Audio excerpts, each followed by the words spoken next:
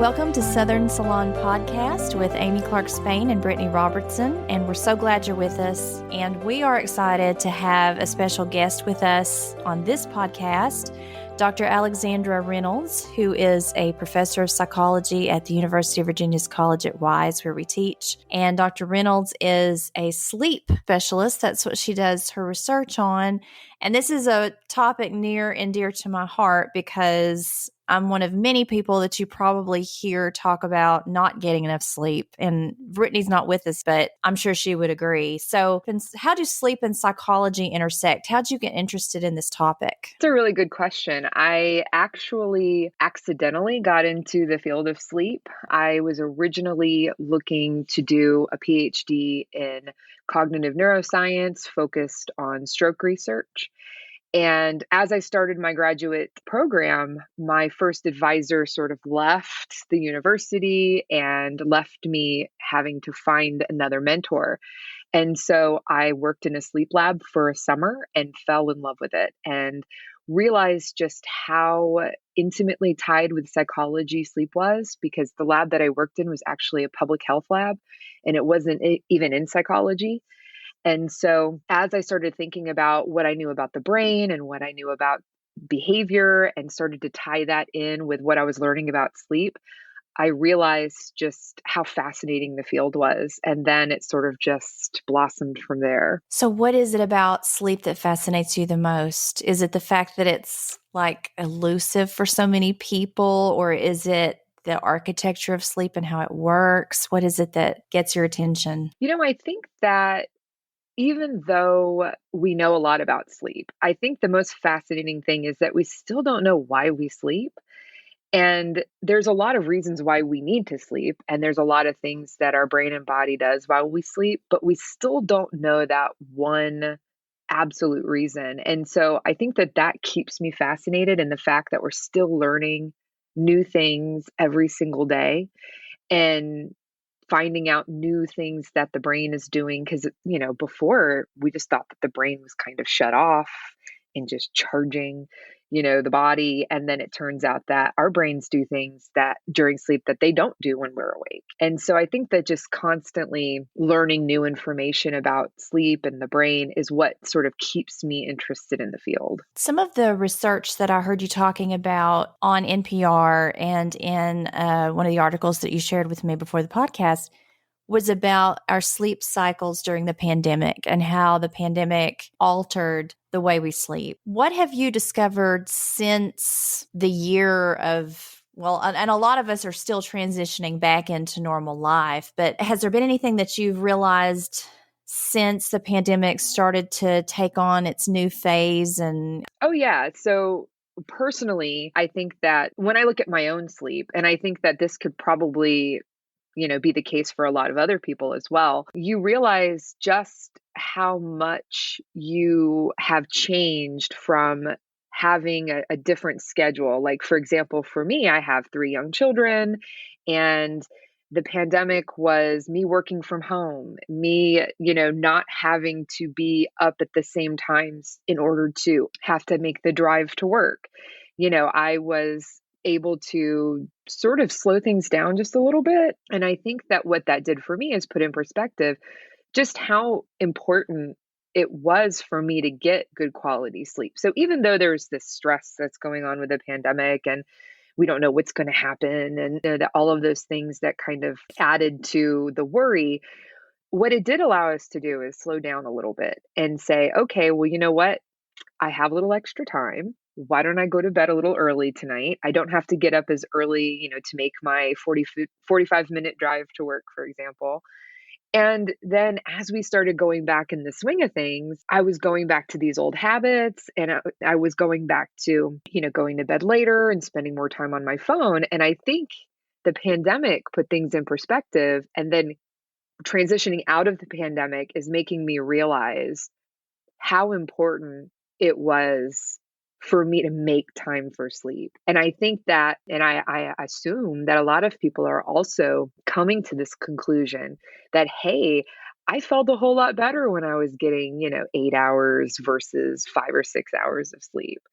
And so I wonder how many people are actually trying to go back to some of those habits of making time for sleep. I have never been a good sleeper, ever. I would define myself as an insomniac, but I don't know what the technical definition is of an insomniac.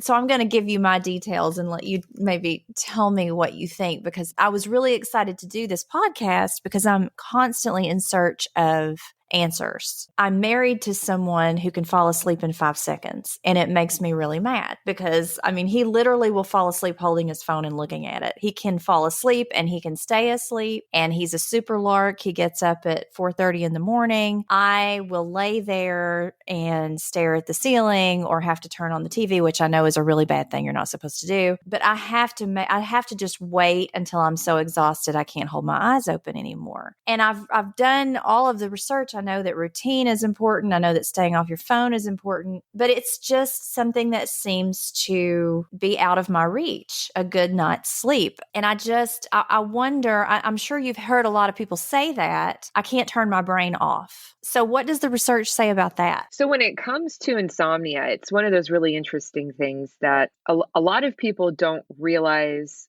how we define insomnia.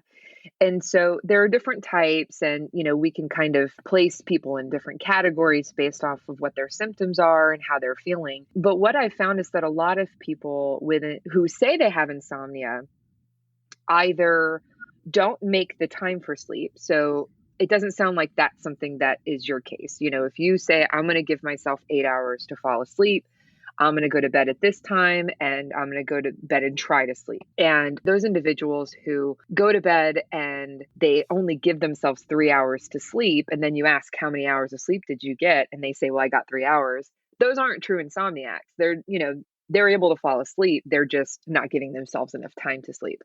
But in a case where you are giving yourself time to sleep and you lie down and you just can't turn your brain off, or you can't get the sleep that you're so desperately trying for, a lot of times it stems back to a couple of things. So it could be behaviors that are centered around sleep, and part of that is making sure you have the right environment for your bedroom, making sure it's the right temperature, making sure that you're relaxed, and all of those things. And then so that's what we call sleep hygiene. So just the behaviors centering around getting a good night's sleep.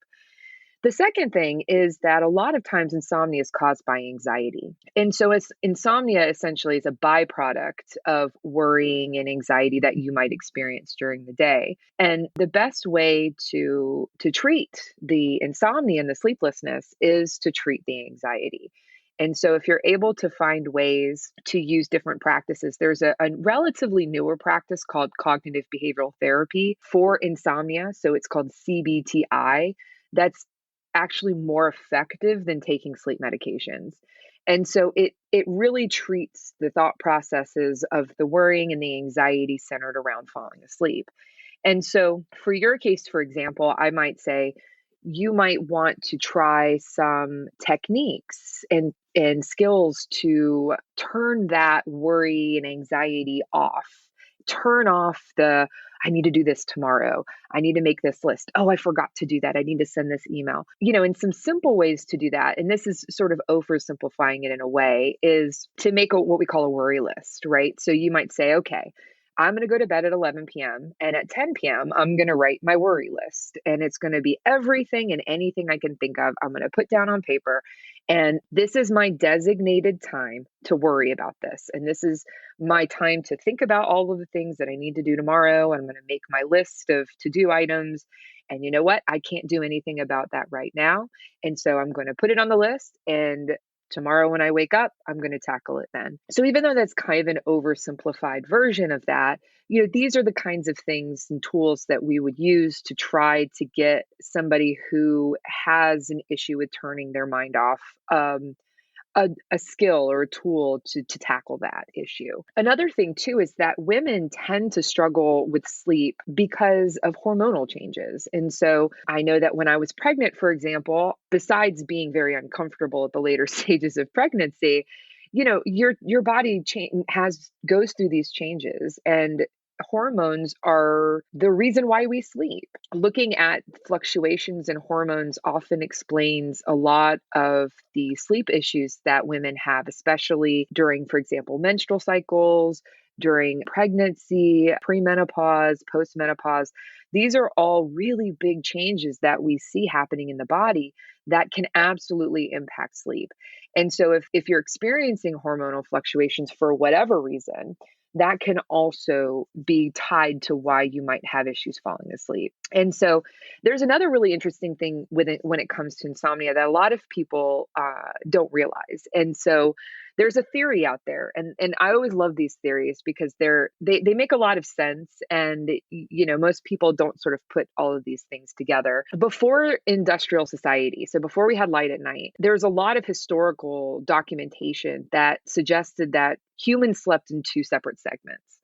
So we would go to bed at sundown, sleep for 3 or 4 hours, wake up in the middle of the night, and do things like get ready for the next day, meditate, journal, anything and everything that needed to be done for just a couple of hours, and then go back to sleep and sleep about 3 or 4 hours. And so over the course of the night, you're sleeping 7 or 8 hours, but it's broken up into these two parts. An interesting theory is that individuals who have insomnia today, most notably the insomnia type that you can go to sleep, but you wake up in the middle of the night and you can't go back to sleep, might actually be just sleeping like a regular human being. And we tie in this whole anxious feeling of, oh, I woke up in the middle of the night. I need to go back to sleep. I need to go back to sleep.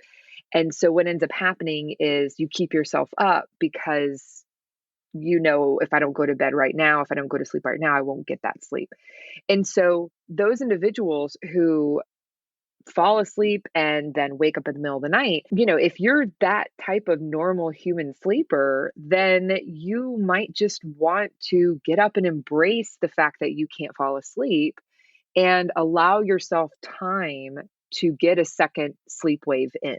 And so we call it segment. So get that second sleep segment in. And that's going to help alleviate some of the anxiety that you might feel of, oh, if I need to go to bed, I need to go to sleep, I need to get this sleep or I'm not going to feel well rested. Now, of course, that does take a little planning, unfortunately, meaning that you have to go to bed earlier to accommodate that wakefulness. But if you're the type of person that's experiencing insomnia where you have a hard time getting to sleep initially, and no matter what you try, you're having trouble, one kind of trick that we tend to tell people is to give yourself 20-minute windows. So you lie down, you try to go to sleep. In 20 minutes, if you're not asleep, get up, get out of the bedroom, get off of the bed, because your brain's going to kind of associate sleep with the bed. You want to remove that because you're not asleep. Get out of the bedroom, go do something mindless without a device, without a TV, without a phone, without, any electronics. Read a book that's an actual book, or write a list, or do something that is really boring. And then when you start to feel a little bit sleepy again, head back to the bed and try it for another 20 minutes. And so this helps to avoid that, 2-hour tossing and turning that a lot of people experience, and can help kind of reset your brain to know that the bed means sleep. That is so fascinating. And it really gives me insight because when I look at my phone, so I wear one of these smartwatches and I track my sleep cycle on my phone. Do you do that? I'm just curious. I do, but I don't give a lot of stock to it. I wondered about that. So I wondered if yeah. you do. So I like to, I'm a data collector and I am an experimental psychologist at heart. And so whenever I can collect any data, no matter what I have an Apple Watch, I like to go in and look at it and say, okay, is that accurate or not? And they're not terrible, but what can happen is there's a whole condition called orthosomnia, where you're causing yourself trouble falling asleep because you're so obsessed with monitoring your sleep. And so it's the same similar condition with like eating, centered around eating. If you pay too much attention to what you're eating and you're too obsessive about it, that can impact your healthy eating habits. the same thing happens with sleep. So if you're like looking at your watch and you're looking every single night and you're like, oh, I got this much of sleep, but I need to get 20 more minutes. And I can't believe I woke up this many times and I need to stop tossing and turning. It's okay to look at it every now and then, but if you're doing it on a really regular basis, that can actually cause you more anxiety. I can see that. I could see how that could happen. So I'm one of these people that wakes up, every night between 3 and 4. It's pretty much on the dot. And I think you're right. I think when I wake up like that, I get so much anxiety about the fact that I'm awake, the fact that I can't go back to sleep, the fact that I'm going to lose sleep. When in fact, if I just maybe would go ahead and get up and do something productive, that might, be a better way to handle it than to lay there and stress out about it. And I think part of the reason why I get so anxious is because when you read about what sleep deprivation does to you, when you read about the research that says, oh, it can cause dementia, you'll die younger, all of these horrible things. Are you familiar with the book, Why We Sleep by Matthew Walker? Yes. Okay. So my husband and I read that this summer, and it just really freaked me out because it's just this gloom and doom. Like if you don't get enough sleep, these things could probably happen to you. And I think that's what causes me to be more anxious about waking up. Is it better for people just to go ahead and get up? Yeah. I mean, that would be exactly what I would recommend for you. So if you said, okay, at 3 a.m. every single morning, early morning, late night, whatever, I wake up, get up, embrace it, go do something. If you can get up for the day, then know that your whole rhythm's going to be impacted. So I would suggest, depending on what your schedule is, if you want to be a super early morning riser, then you can do that. But chances are you could probably just get up for an hour, hour and a half, go do something productive, like you said. Like for me, I would probably get up and fold some towels or, do some laundry or read a book or make my grocery list or something like that. I would do something super mundane that doesn't require a ton of, cognitive effort, because at 3 a.m. I will not be functioning appropriately anyway. But, it's one of those things that you'll probably tire yourself out pretty quickly and then head back to bed and say, you know what, I've embraced this. I'm going to try to see if I can, get a couple more hours of sleep in. And then, see if that is something that helps you get rid of some of that anxiety, but also get in the number of hours of sleep you need. So just to kind of touch on something that you said, there's two things here. So one is if you were to try to time your sleep properly. So if you wake up and you're alert and you feel good, no matter what time of day or night it is, you've woken up at the right time for your body's circadian rhythm or body rhythm. And that's a good thing. That's what you want to do. But of course, if you are waking up when you still have a lot more sleep to get, okay, you want to kind of time it in 90-minute increments, because that's a full cycle of sleep. So for example, let's say that you go back to bed at 4 a.m. Well, if you can give yourself about 3 hours, that's 2 full cycles, and you're going to try to wake up at the end of a cycle. That's when you're going to feel the most rested. When you wake up and you feel like you want to hurt someone and you feel super groggy and you kind of feel like trash, that's when you've woken up during deep sleep. And that's not the best to set you up for the day.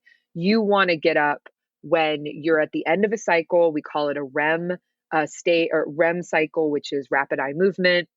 This is your dreaming type of sleep, and that's what you want to aim for. So if you can get at the end of a cycle, then that's really what you want to attempt. And then you said something else that the Walker book. Okay, so this is a great book. All right, this is a great book, but yes, I can see where you were probably freaked out about what happens with sleep deprivation. So do you want me to spend a couple minutes explaining why you probably shouldn't be as worried?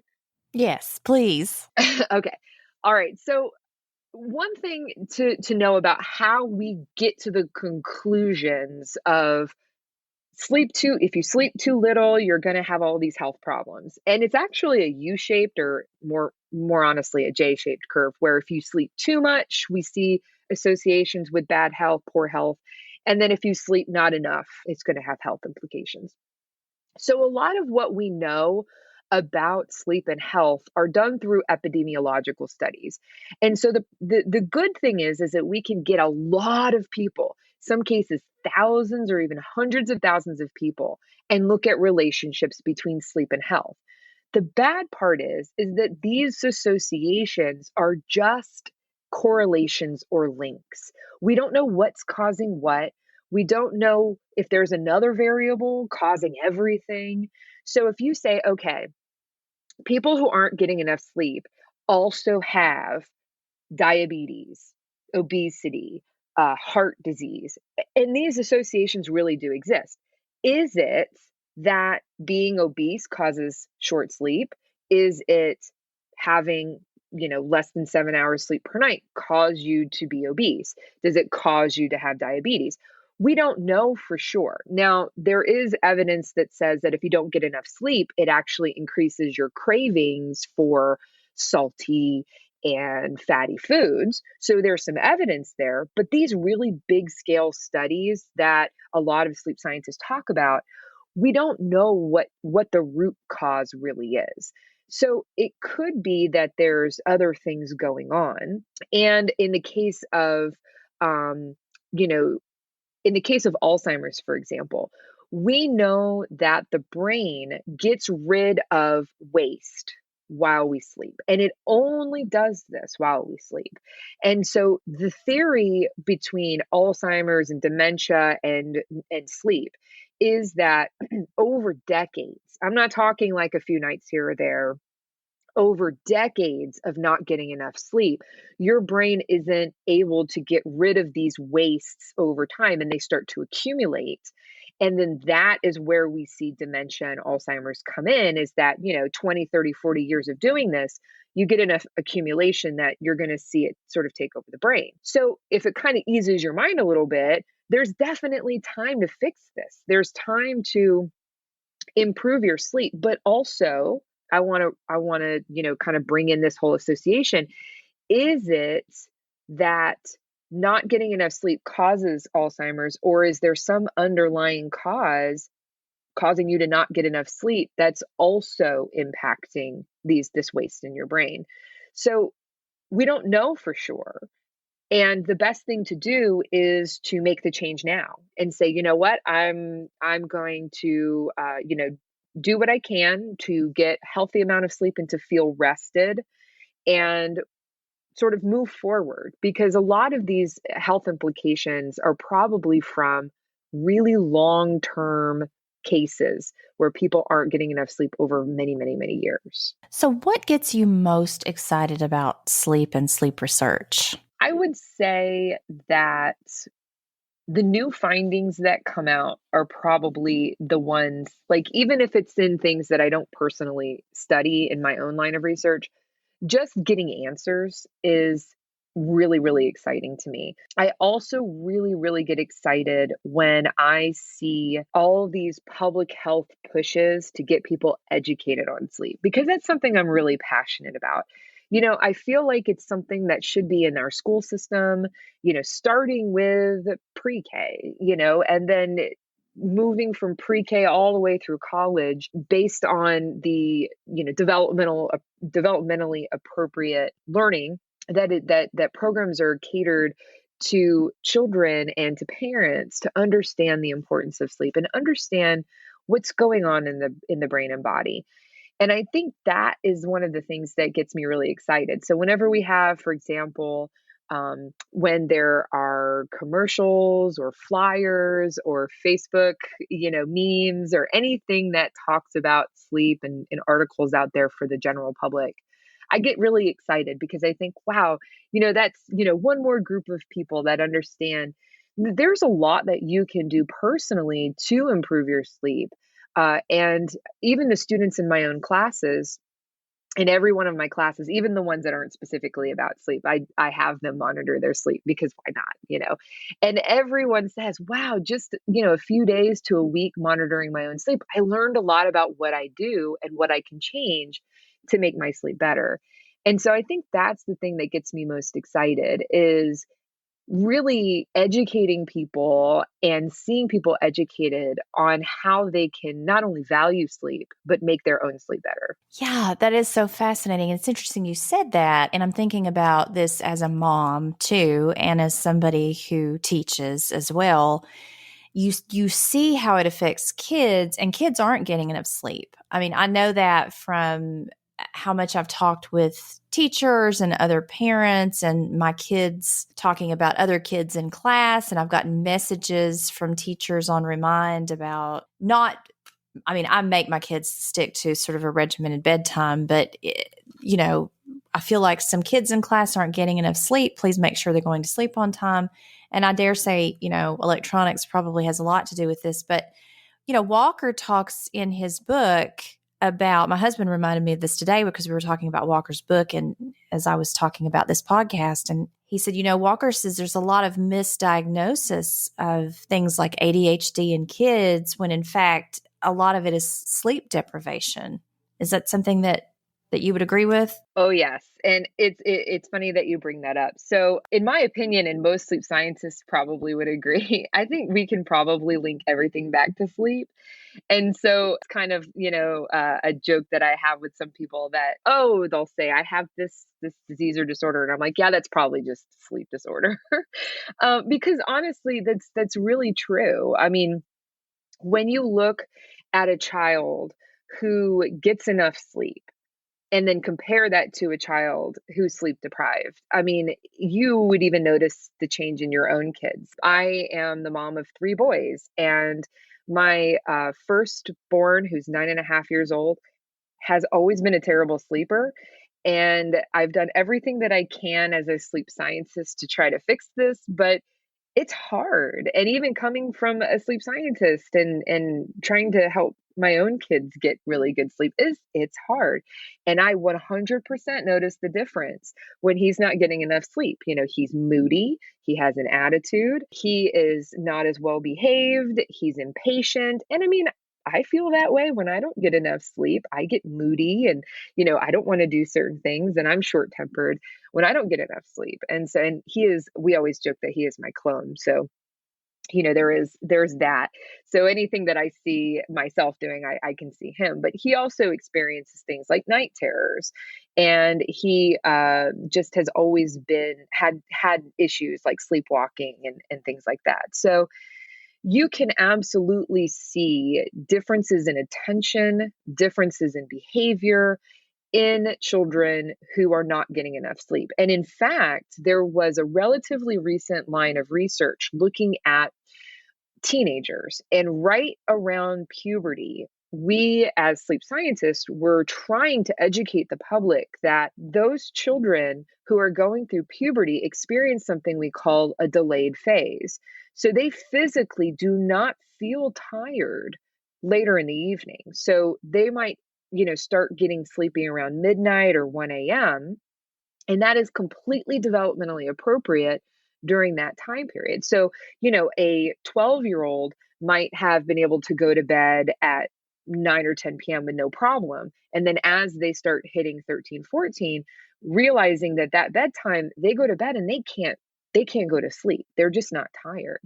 And so what's really exciting is when we see as scientists, our work actually get recognized in the point where we're seeing society start to shift. So high schools started to delay their start times to accommodate for this delayed phase that happens during puberty.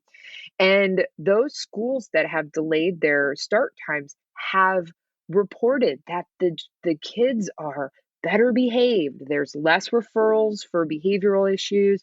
The kids are doing better. They're making higher scores on their tests. They're happier. And that's all because of an extra hour or two of sleep per night, which can add up over time when those kids were originally pretty sleepy. So let me ask you about melatonin and other devices that people use. I mean, I use melatonin, not every single night, but I have tried it. What's your stance on melatonin? Do you think it works? So it can work. It can certainly work depending on how you use it and when you use it. The important thing to consider about melatonin is that most people get their melatonin through supplements, maybe gummies or over the counter or through a health store. And the issue with getting it over the counter is that you have no idea how much you're actually getting because the FDA doesn't regulate those supplements. And so there are some companies that do checks and they sort of verify that there's, however much of that substance in there. Melatonin traditionally works, the sort of over the counter or external melatonin works two different kinds of ways. So you can get a fast release version, which is as soon as you take it, it kicks in pretty quick and it jumps, your melatonin pretty high. And then there's slow release, which is you would take it much earlier in the evening, expecting it to take several hours to take into effect. And if you don't know which one you have and you take it at the wrong time, it's going to throw your sleep timing way off, and it's going to cause you more problems than you originally had. And the idea behind taking melatonin is really to help set up your circadian rhythm or your body rhythm for the day. And the best way to do this naturally is to get sunlight first thing in the morning, about 30 minutes within 30 minutes of waking up. And so during the winter months, and especially like in Appalachia and Southwest Virginia, where we start getting these really gray skies, you can actually purchase a bright light box. And so these are like lamps that simulate bright light, bright sunlight. And so you would look for a box that would give off about 10,000 lux of light. And you don't need to stare at it. You just need to kind of have it in the room with you so that you're getting some input into your eyes. You would use it for about 30 minutes or 20 to 30 minutes within about 30 minutes of waking up. So as you're doing your morning routine, getting up and, eating breakfast, brushing your teeth, things like that, that helps jumpstart the rhythm.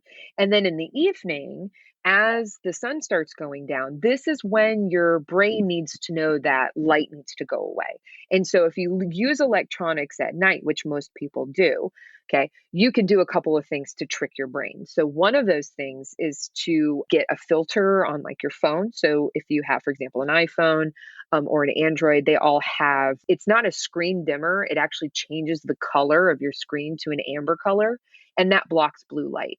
Blue light is one of the powerful spectrums of light that tells the brain that it's daylight outside and you should be awake. And so in the evening, you should start feeling sleepy, and it can block that message. So that's one thing that you could do. And they also sell these glasses called blue blockers. And a true blue blocking lens is amber in color. It looks like ski goggles.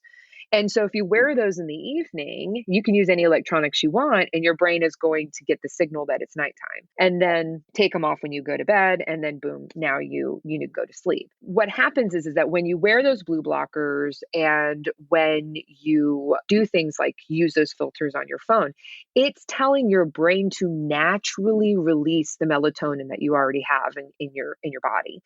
And so that's a way to avoid having to take melatonin, is just jumpstart the system by telling your brain it's nighttime.